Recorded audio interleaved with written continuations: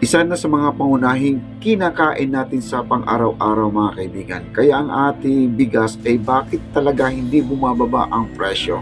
Ngayon malalaman na po natin bakit nangyari ito. Ang mga opisyal ng National Food Administration, NFA, ay nasuspended dahil sa umano'y kontrobersyal na pagbibenta ng buffer stock na bigas.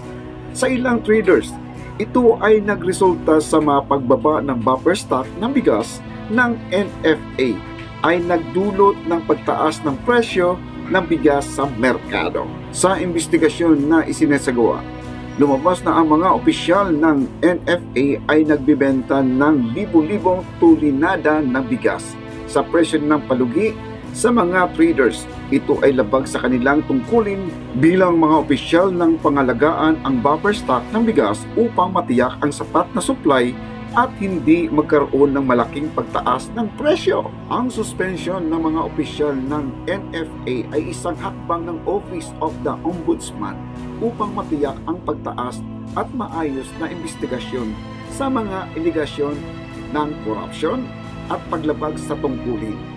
Ito ay bahagi ng pagsisikap ng pamahalaan at labanan ang korupsyon at tiyakin ang integridad ng mga ahensya ng gobyerno. Ang investigasyon sa mga aligasyon ng korupsyon at paglabag sa tungkulin ng mga opisyal ng National Food Administration ay isinasagawa ng Office of the Ombudsman. Ang Office of the Ombudsman ay isang independent na ahensya ng pamahalaan na responsible sa pag-iimbestiga at pagpapanagot sa mga opisyal ng gobyerno na nagkasala sa korupsyon at iba pang paglabag sa batas. Ang Office of the Ombudsman ay may kapangyarihan na magsagawa ng mga investigasyon sa pagsiyasat at pagsasampa ng mga kaso laban sa mga opisyal ng pamahalaan na nagkasala sa korupsyon at iba pang krimen. Sila rin ang magpapalakas ng transparency at accountability sa pamahalaan.